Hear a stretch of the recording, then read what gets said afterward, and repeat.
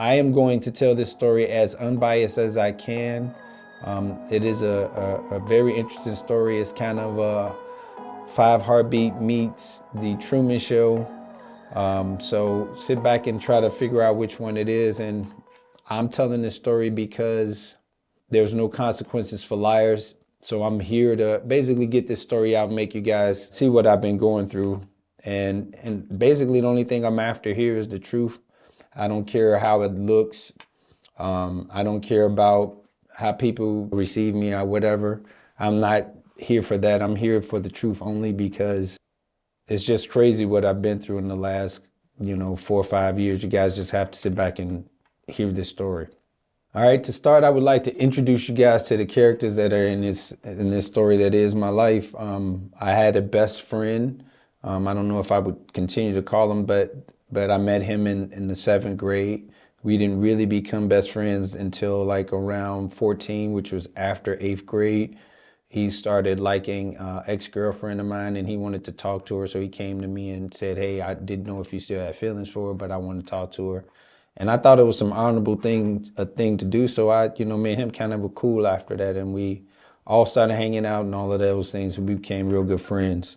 And so throughout high school, he was my best friend. We met mutual friends. He introduced me to a friend that he had in high school who became his best friend as well. So we all became best friends. I've had best friends that I met in high school. We started a singing group and we all became best friends and just started living life. We started this group. The name of the group was Storm. Our Storm consists of 4 members. At the time, we had a bunch of members that changed out, but it was a consistent 4 guys, being me. I would represent Rain. The so-called best friend would represent Lightning, a different friend of ours from high school. He would represent Thunder, and then we had another friend who represent Wind. So all together we would be Storm, and the reason why that's important is because throughout this story I'm going to be talking about coincidence. I'll be talking about just a whole bunch of shady things happening, and you guys can be the judge of it, and you kind of can see why I'm making this video, because these people in my life are playing with me, and a lot of things happened throughout this process that made me put this video out, because I prefer to put a video out opposed to being introduced to the world in a mugshot due to me losing my temper. So I didn't want to do anything of that nature and harm people, because people in this day and time like to play with people mental, and I don't play with mental issues like that. So I don't understand why they would think that it's okay to play with somebody mental and think that that's okay. So fast forward to the group, we started making music and doing things of that nature, and we sing and we're progressing and we're starting to make a little noise. So we decided to, throughout high school, we were winning shows and trying to make it just like everyone else that were in the industry. At that time, there was a lot of male groups in the 90s, so we thought we had a shot as well. We ended up moving to Memphis, and we made a little noise in Memphis and sang and did our songs and stuff, tried to make it on a few shows, but we were always like short of winning by just a hair or so. So we were pretty good. We had a decent sound and everything. And after getting it with that, we ended up, like I said, moving to Memphis. And as we moved to Memphis, I ended up bumping into, at the time, a woman that I thought was nice. It was bumped into my wife. We met in 96 and we really hit it off for a second, but we really didn't get started until like 98 when we got serious. And we started dating and we moved in together. And then after that, we had a son. We got married first, we had our son, and then we had our daughter the next year.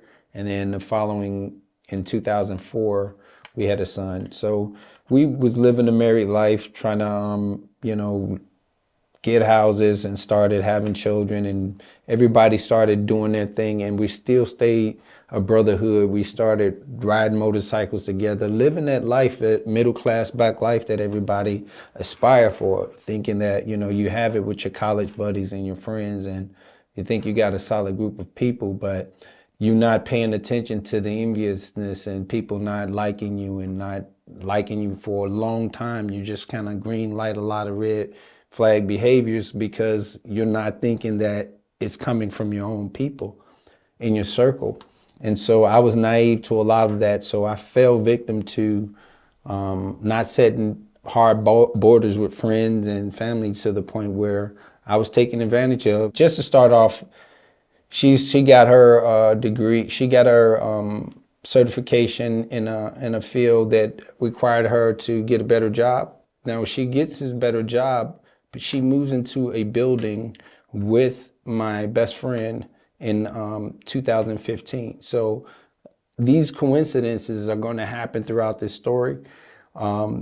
She literally moved into a building and they both are working there for like maybe 5 years before I kind of smelled that something's going on. Fast forward to COVID in 2020. Now keep in mind, they worked in the same building. She gets hired in 2015 and she gets hired into the same building and my best friend so happened to work there already.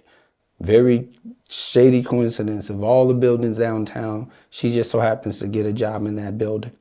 Now, I'll back up to let you know why that's important, because she did so many different things that obviously show that there was something going on that I wasn't aware of. All right, so after they work in the same building or whatever, I'm not really paying attention to a lot of the things going on because according to my missus, she doesn't have any friends. She doesn't go out. She just go to work and come back. I just took her word for a lot of these things and really wasn't like, she wasn't medically cleared, but she was just telling me some of the things that she had issues with. And so to fast forward this story, she basically was gaslighting me about her intents because like I said, she go to work and she comes home. She's not on the phone with anybody because she doesn't have any friends. And so I'm not aware of her actions at work because I'm not thinking she's that type of person. However, I fast forward to 2020 when COVID happens and they have to stay at home. I started noticing a lot of behavior changing at that point. I started to see more. And I tell you, like I said before, I can tell you this story where I've never been in my wife's phone until 2021. And that 2021 is the first time I've ever was in her phone because I was being accused a lot due to my infidelities and my issues that I had. And we've been through counseling and all of those things. And so I just was tired of her talking about what I had done. And I was like, well, let me check your phone since I've never been in yours. And the minute I go in her phone, that's when all of the stuff starts to unravel. And I get to see that she's been places that I haven't been with her, and at that point, that's when I knew the wheels were off the marriage and something was up.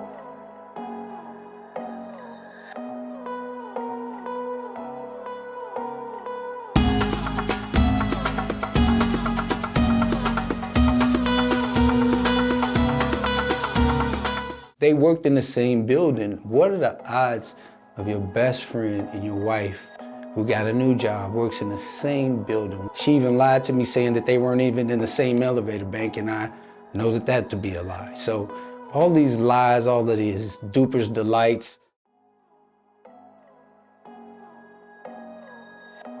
The whole story, fast forward, I'm looking at her timeline. I'm able to see different things that she's doing. She's denying it. I'm not knowing that it's my best friend at the time because I don't have any evidence of it being him. So I'm not thinking it's him. But as I figure out the story, I start coming across things that shouldn't be.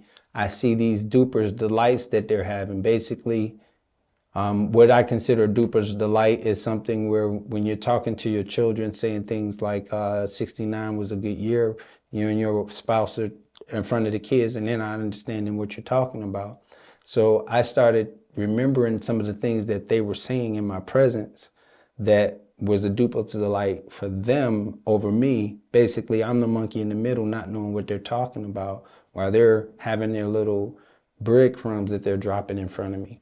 And so I experienced that, and a wave of those things went over my head. So now, of course, when I think it's him, I'm trying to figure out who it is. I'm using tactics to see how they would respond and things of that nature. Okay, now in this segment here, I wanted to talk about some of the dupers, the life they was doing. Like I told you what that was before. It's more like when kids don't know what's going on, or when persons have a secret language or whatever. So keep in mind, they were having this secret relationship going for a while. So Joseph would come to my house and play Mortal Kombat with my son.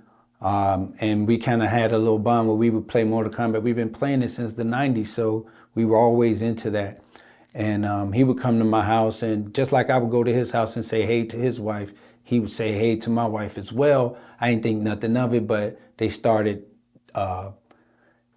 feeling funny when he would say hey to her and she said hey to him. I was supposed to act like it didn't mean anything, but after a while you start feeling what's going on. Like I said, she would mention stuff like he and her were alike and me and his wife were alike. Different times, different occasions, and I just didn't understand what was going on.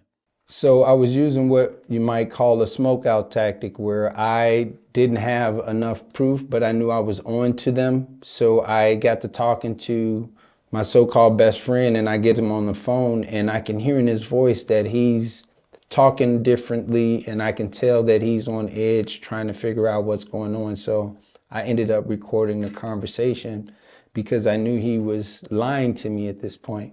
And so as I'm recording the conversation, I'm listening to him, and I can tell that he's saying certain things and doing certain things that makes me know that he's on something. And so at this point, I just told him that I knew something was up at that point. So I basically told him that I had pictures. And at that moment, he started acting as if the phone acted up and hung up. And by him hanging up, I knew at that point that it was him. Because if you are on the phone with your best friend and you tell him that you have pictures of your wife and her lover, you would think that that person would call you back and say, hey, we broke up or whatever.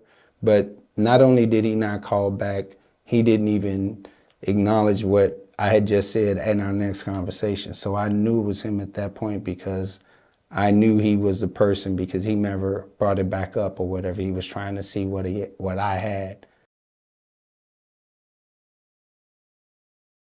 At this point, with what's going on, I kind of know what's going on between the two. I'm just using tactics to try to figure out to catch him red-handed, and I didn't have any information to catch him red-handed. So I messed up by doing things to try to find out information, and I stayed longer than I should. I did a lot of things wrong, but the story wouldn't be good if I didn't do all of those things. So I did a lot of things where I messed up. I should have just left or whatever and just not done anything, but I wanted so much proof that I ended up getting a lie detector test. She agreed to take it, and I know why she agreed to take it, because she had insight to my emails that I didn't know she knew. We shared passwords and all of that things, but she was basically monitoring me because she knew that I was on to her tail. So they were trying to hide a lot of things. So I, at that point, started to play the fool, to fool the fool, to think that they were fooling the fool. And a lot of people may feel like, well, why did you stay in all of that? Like I said, in order to become a snake handler, you have to handle snakes. I mean, I got bitten, the venom was poisonous, and it hurt. It did. It hurt a lot. But in order to handle a snake, you really have to know how they move. And so once I figured out how they were moving, that's when I was able to have a better education on how to handle them. And then I started to find out that, okay, it's more people involved. It's not just her and him. It's also our mutual best friend that's running point for him. And I found that out through another tactic where I'm talking to people and figuring out that this guy was basically running point for my best friend so that he can get me out the house, so that my other best friend can sleep with my wife.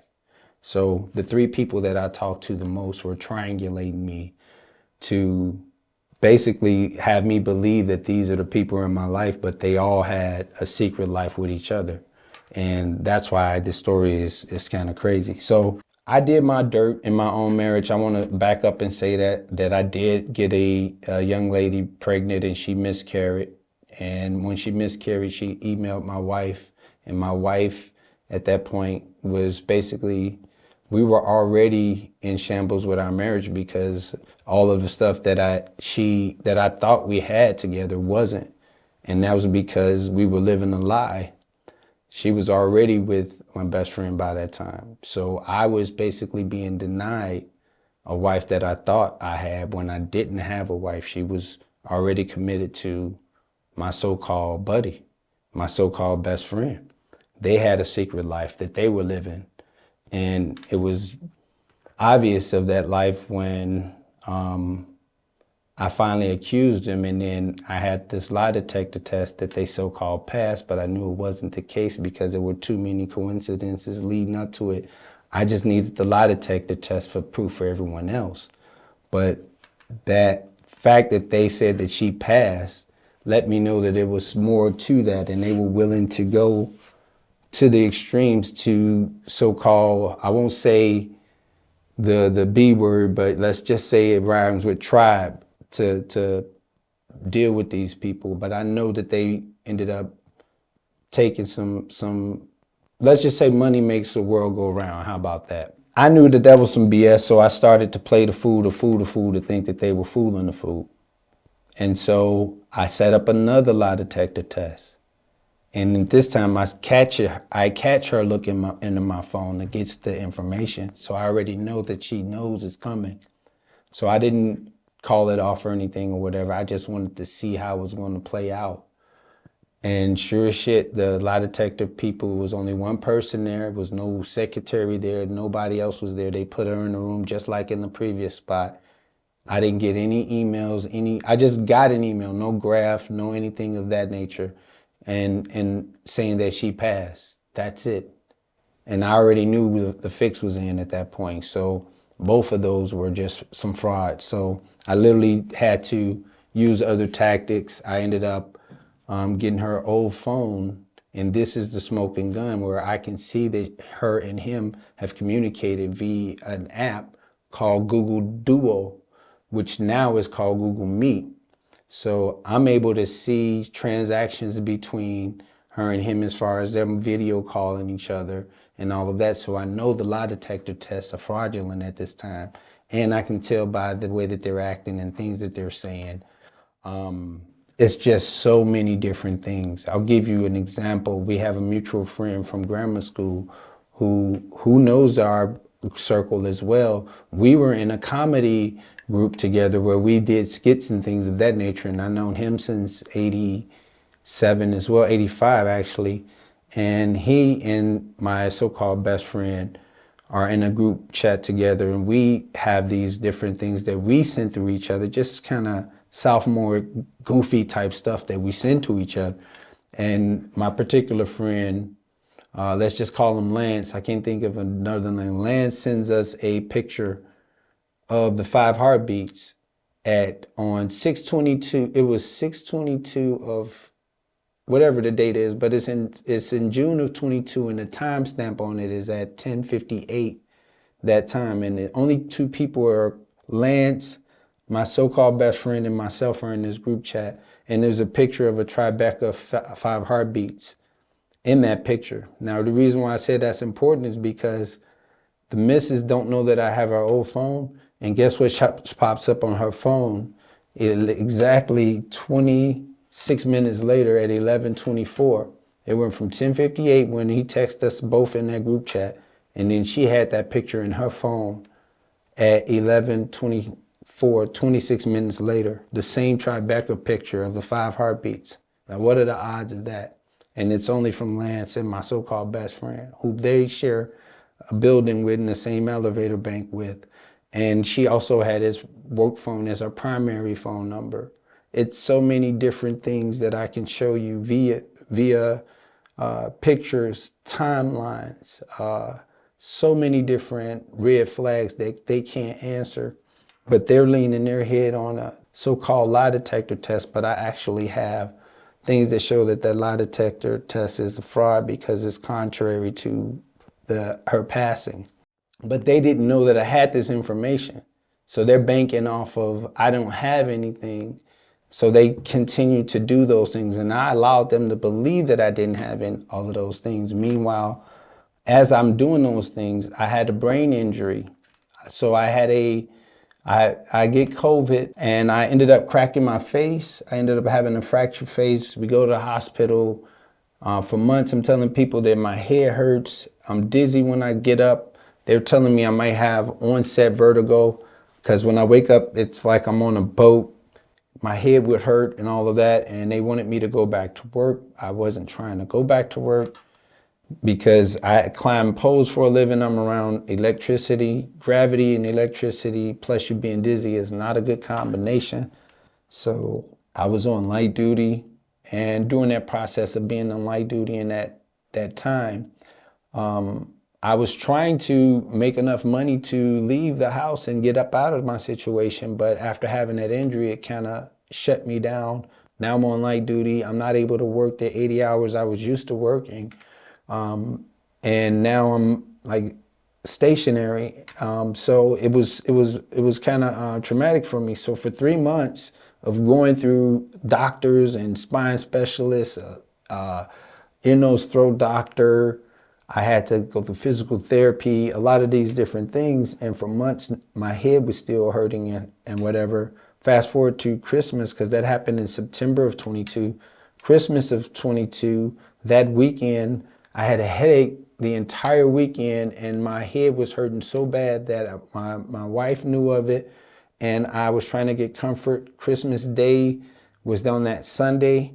That Saturday night, I was up from like 1 o'clock running the bath water, trying to get comfort to get my blood circulating because my head was pounding so hard. There was a lot of pressure behind my eyes.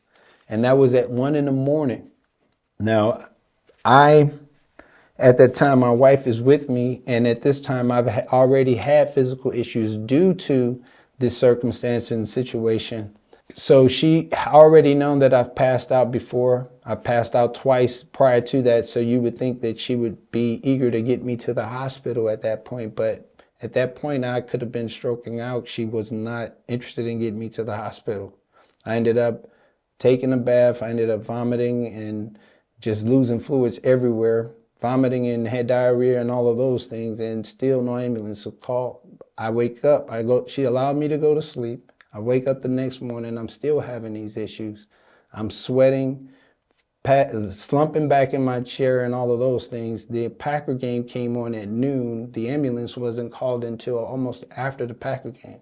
And the only reason the ambulance was called is because my 22-year-old son at the time said, "What are we doing?" And he basically said, "Let's call the ambulance." So they were opening up windows, closing windows, turning the air on, turning the air heat on, all to prevent me from what? Stroking out, to where I go to the emergency room and they see that I have a blood clot on my brain and I have to have brain surgery. That plays right into their hands of me having an issue because my friends don't know that I'm having brain surgery due to me fracturing my face. They're thinking that I'm having brain surgery due to what I'm going through, and my friends are saying that they're passing a lie detector tests even though they didn't. They're thinking that I'm having some type of brain problem, and they're not knowing that it's from an injury. So they played in their hands to the other friends who didn't know what happened. So it looks like, yes, he is having some type of brain problems because he had to have brain surgery. And they played that to their advantage. My wife allowed the person who I accused of sleeping with her to come up to the ICU where I am after having brain surgery. And I wake up to them at the foot of my bed. And then it's like he's only there to be a politician and show everybody that he cares when he really didn't. Because after my brain surgery, and all my friends that knows, I've only got one visit from one person. That person knows who he is. I mean, I had brain surgery where I even reached out to my friends because I was used to being out of the house 80 hours a week, and no one showed up while I was at home after my surgery. I'm used to being out of the house 80 plus hours a week. And now I'm stuck on a couch, can't go nowhere, can't drive. And I didn't get not one so-called friend to show up. So I'm telling this story so it can get out and that people can see that you can overcome people playing with you. You can overcome people messing with your life. You don't have to resort to violence. You can come out of it. All I care about now is the truth, and that's the only thing I've been after. So after my surgery and everything, I sat back and I just wanted to see all that I can uncover. I ended up finding my wife's old phone, like I said, and I was able to find more information. I was able to see when things were going down, how things were being said. I mean, she started deleting pictures that are damning. So all of a sudden, this is a person that's deleting profile pics, deleting group pics, just deleting different profiles from Apple Music. But I got all of this information. She didn't know that I have it because I had her extra phone. I can see a picture of her covering her face with him and her sitting next to each other, and I now see that that's a shame tactic. You understand? So it's like, I also took her to, when I found out that his ex-wife was living by herself because he'd moved out, I take my wife over there to talk to her, my so-called best friend's ex-wife, and she stays in the car for a whole hour, and it was a whole 90 minutes, so an hour and a half. You can sit back and watch all of Kid and Play House Party, where she didn't wave to a woman that watched our children a summer and didn't speak to a woman that let us live there for a month and a half before we were able to move into our own apartment when we moved back to Chicago. So this is the behavior that she's dealing with. A woman that watched our children, that she knows intimately, that we've had meals together, knows her husband, knows that we're best friends. She didn't even wave at her. She sat in that car seat with a face of terror because she didn't want to say a word to her. And you could see her redness in her face. Didn't say not one word to her. But what she did do is take a screenshot of where she was, I guess to show somebody else, because she knew where she was. Why would you take a screenshot of your location to show someone else? And sure as shit, from that screenshot and that location, I get a call from our so-called best friend, other best friend, trying to feel out what I did for the day, trying to get me to see if I would say, yeah, I took my ex-wife to my ex-friend's ex-wife house, trying to see if I would give him that information. But I didn't. And I was just still playing the fool. But at that point, I smoked him out again. And so as I'm on the porch talking with his ex-wife, we're just talking and we're just doing the normal talk of things that's happening. And she's telling me stories from their pillow talk that I've never told him. Intimate stories and details that I've never told him. But she's telling me these stories as if I told him, but I didn't, because there's only other one person that could have told him these stories. He knew intimate details of who made what for Thanksgiving in our household. When I made him a plate, he was exaggerating about the mac and cheese being the best mac and cheese he had, because he knew at the time that my missus made it, but I didn't tell him that. But as I'm talking to his wife, she was like, yeah, he raved about your wife's seafood mac and cheese. And I'm like, I never told this guy that who made what, but she knew exactly who made it. You understand? So she knew, and she's telling me, yeah, I believed he did it, because the minute she asked the man, did you sleep with his wife? He started lying. She knew, you know when your partner's lying. She said she knew based off of how he sounded and what he did, he knew that he was lying. So all of this stuff that I will show you guys, y'all will see the deleted pictures. How about her GPS? One of the dates that she was supposedly out, her GPS is, we stay in a certain area, let's just say from Western to Cicero. That's pretty much her driving radius.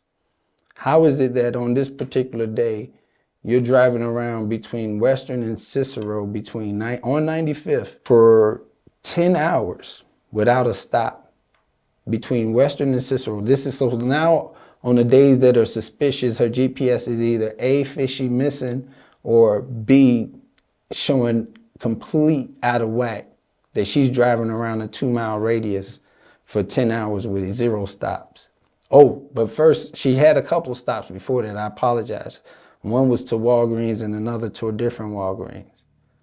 And during this story, I can show different deleted times of GPS. Her profile picture on September 26, 2020, which she deleted off her Facebook. But I have the actual pictures, and I know the reason why she deleted it, because her timeline that's one of the dates that exposed her from her behavior of her changing her timeline and changing her profile pic.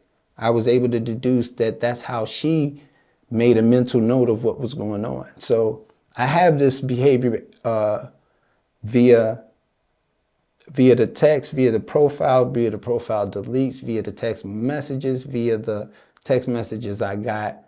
I have so much information and so many different things to prove that they did have a line of communication and things going on, and that they are going through these measures to continue the story to go. But like I said, the only reason I'm here now is to prove it and to show y'all that this is what I've been through and this is how my life is. And so y'all can sit back and enjoy it, comment, tell your other friends, or let everybody see this for themselves. But I plan to show y'all the group pics. I plan to show you all of these different things, and y'all will see for yourself.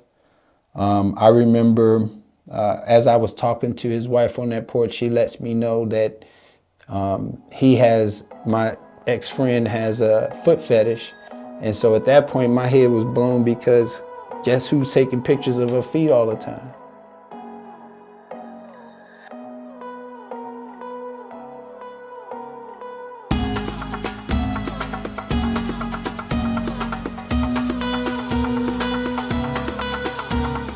He had a foot fetish. My wife taking pictures of her feet, asking me, don't her feet look pretty? I mean, like, what in the fuck? Did I marry you for your feet? No, we had this conversation. And I was able to see that at that point. And I was able to even see that a night that we went to karaoke in 2020 before St. Patty's Day. And that's when I got the pics of her taking pictures of her feet right before we go to see this particular guy at a show. So she was taking pictures of her feet for your boy right then on that same day. So it's that many coincidence? I don't think so. She has a letter that she wrote to him in 2001 with our daughter being less than 3 months old. So I didn't know that, but his missus still had that information. So you'll see that picture. I mean, they have a playlist that you have to hear. I'll probably post a link for that. You guys can check that out and really listen to the lyrics of those playlists, not just the music and think that, oh, it's just some good music, but it's a meaning behind all of the songs that are on that particular playlist.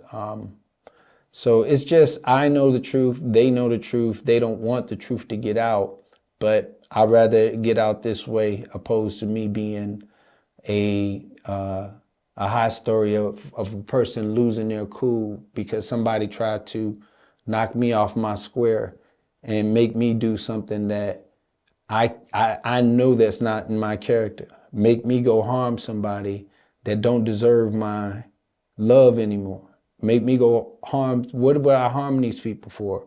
Why would I go and try to get back at them in a sense like that? They didn't lay a hand on me, but I did lose a lot of physical damage was done to me due to me having this breakdown of, I lost a lot of weight.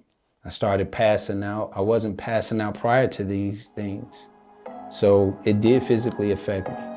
I mean, the people that I thought I loved and loved me were basically treating me as a joke.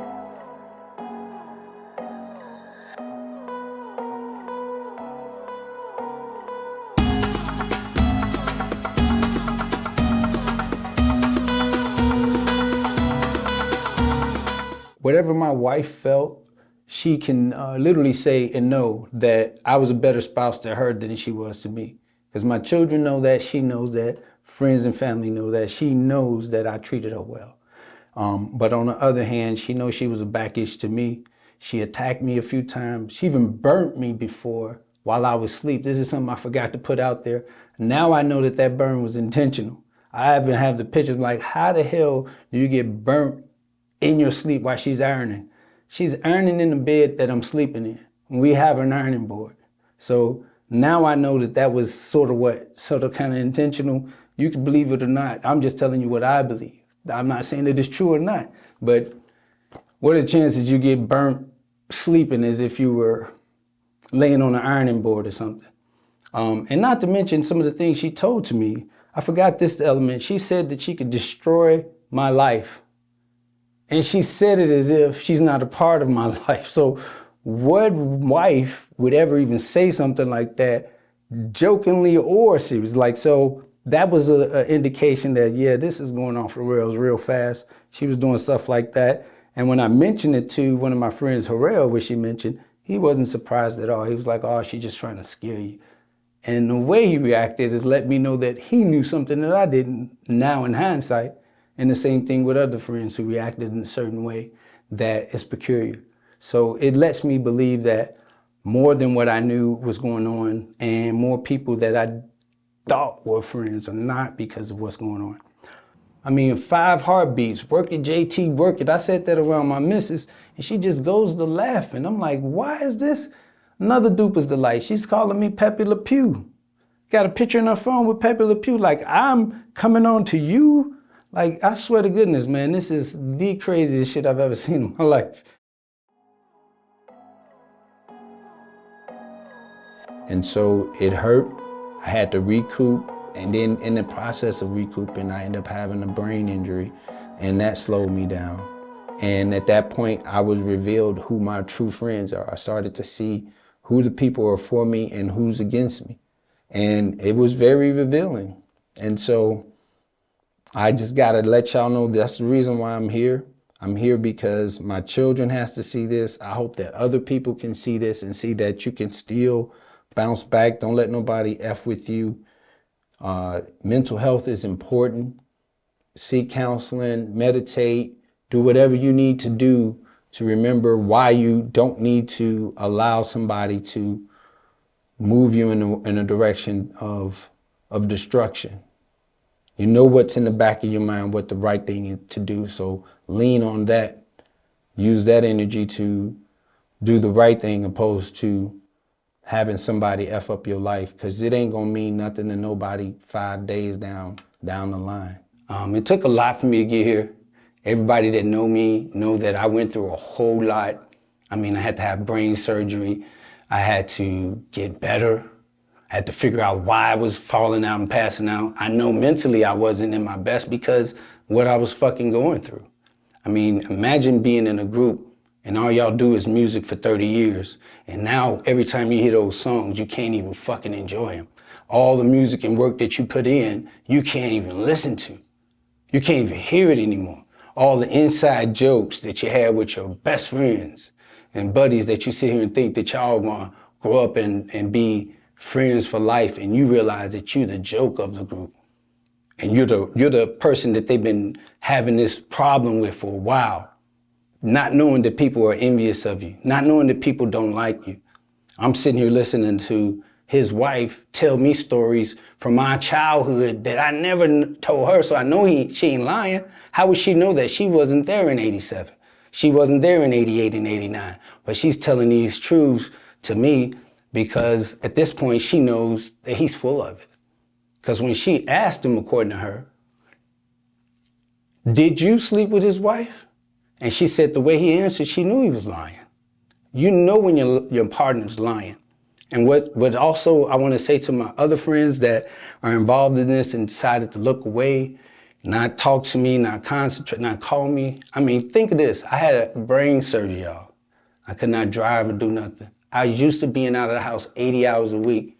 And then here I am sitting there with the person that is sabotaging my life, that's causing me this grief, and I can't go nowhere. And she's pretending that she loves me. She does now because it's something that I'm going through that's tragic that she knows she helped cause. But she's pretending to act as if she's there for me, she has my back. But during that process, God showed me that who my friends are and who are not my friends and who I can trust. And I realize I can't trust any of them. So I have a smaller circle of friends that I had before, and I'm looking forward to just moving on and getting this shit out of my system and out into the universe so I can move on from it, because we're divorced now. I'm not in the same household with my children who I watched grow up and who probably need me more now because they're in their 20s trying to maturate through life.